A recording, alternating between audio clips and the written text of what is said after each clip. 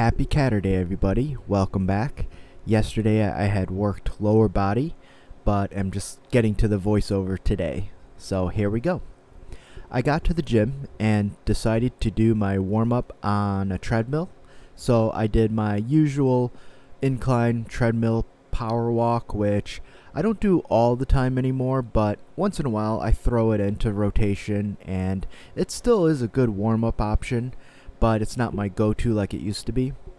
So I did the same as usual, 4 miles per hour, 4% incline, and for a quarter mile.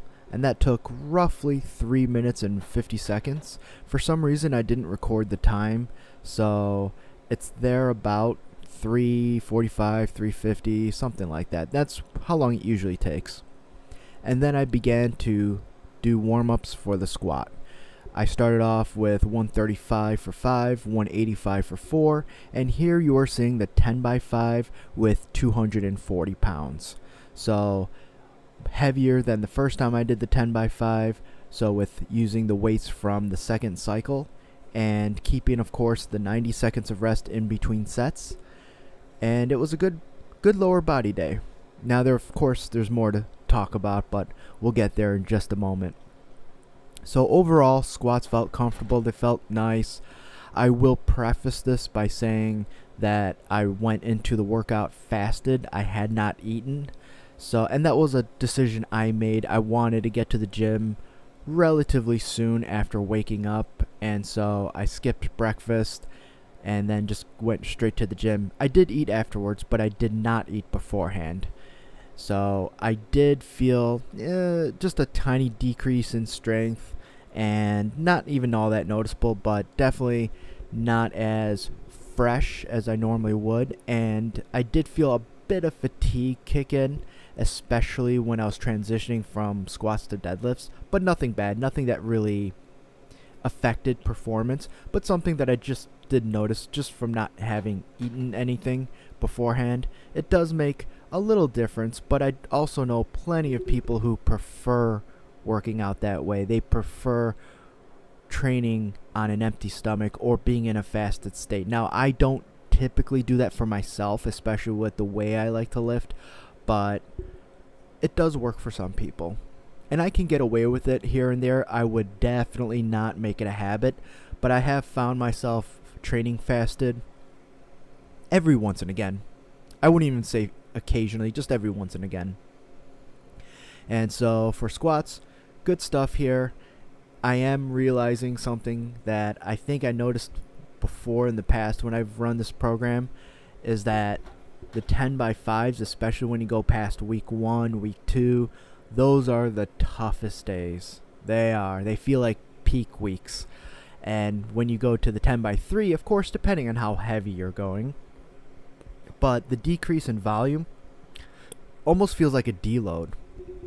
So those are the ones that are much easier because you're not doing as much volume as the 10 by 5.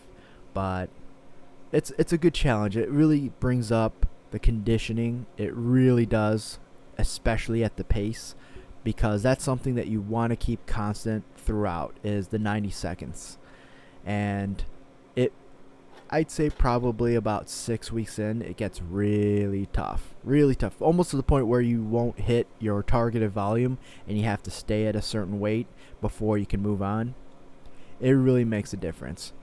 Now, for accessories, I was not planning on doing any. Before the workout, I wanted to, and while I was working out, especially since I was training fasted and doing a lot of volume, 50 reps for squats, 50 reps for deadlifts with that strict 90 seconds of rest in between sets, my legs were feeling pretty good, and I was more than ready to leave after deadlifts. I was completely fine. I would have been at total peace of mind just leaving afterwards. However, I did get a nice surge in motivation, and that came from a couple sources, actually. The first one was a woman who was doing yoga, and fun fact, I was able to identify and recognize just about every pose she took, or what they call asanas. I recognized almost all of them, and that's a first. I'd say for the last 6 months or so, I've been learning more about yoga, and it's something that I've tried before but never really adopted the practice, and I really should.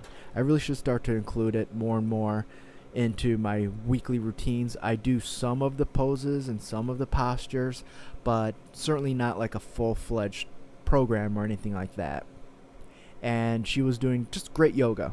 And the funny thing is that she used yoga as her warm-up, and then she started lifting. I thought that was kind of cool. I thought that was really, really cool.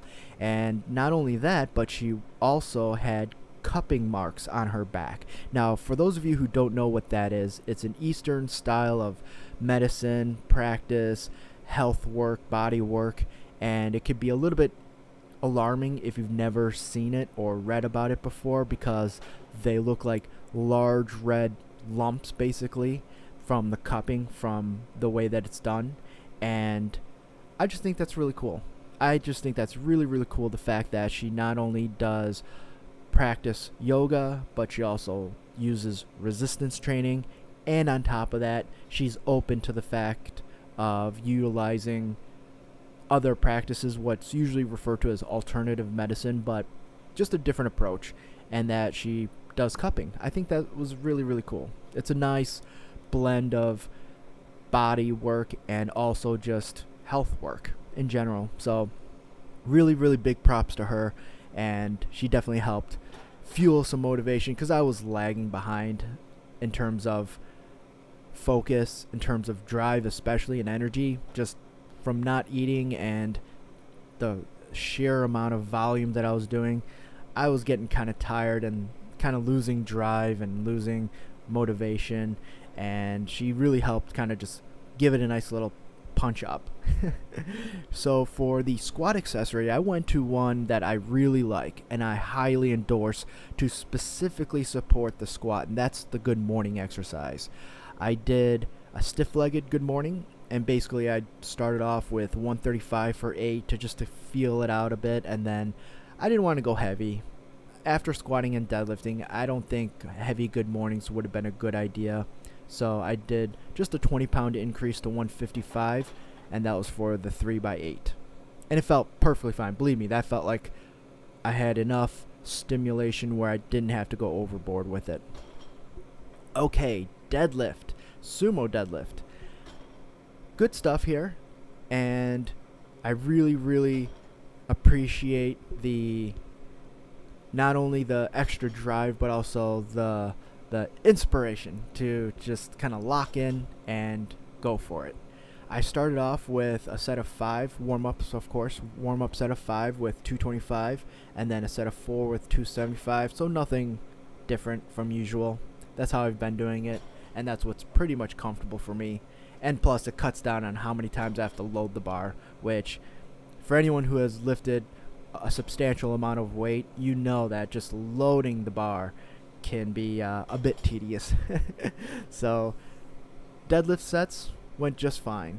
I'm experimenting a little bit with the landscape mode on the phone, just shooting it widescreen so you can see the full movement instead of just partial or just even just on angles, just kind of getting things cut off. So this way you see everything happening.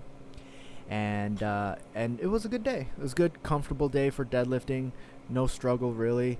And in the background, that's the yogini, as they call. They call yogis for males, yoginis for females.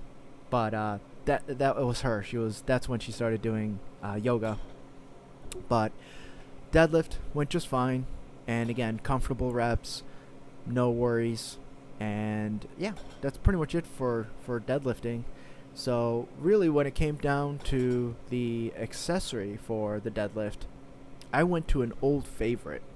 Now, I do know that Romanian deadlifts tend to be more common. So when you're thinking about assistance exercises for the deadlift, you'll typically get people who will do Romanian deadlifts, whether with a barbell or with kettlebells, which is a fantastic option, by the way, with dumbbells, and really they all work. They all certainly work. But I actually usually opt for the stiff-legged deadlift. Now, that being said, be careful with the stiff-legged deadlift. You will read about people getting injured, especially in the lower back. You have to be mindful of not only your technique, but staying engaged properly. You don't want to lose your tension or your tightness through the lower back. You don't want to round. You want to keep it light in the beginning and make progress over time, because if you rush it and you go too heavy too soon, or you pull wrong, or you don't have the right starting position, or you can't maintain tightness in the lower back, it will be very easy for you to strain yourself or even injure yourself.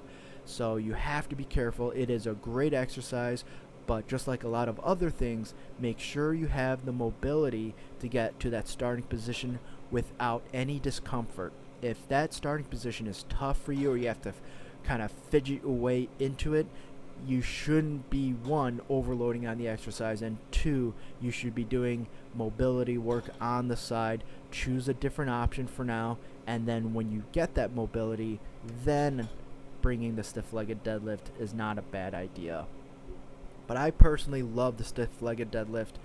It works with me very well in terms of pulling from the floor, but also with the supporting muscles behind the deadlift. Now, I kept it very light for me. So for some of you, it might feel like I went heavy, but I actually went very, very light. And basically what I did was a set of 8 with 135, which was like nothing. It literally just popped off the floor without any effort.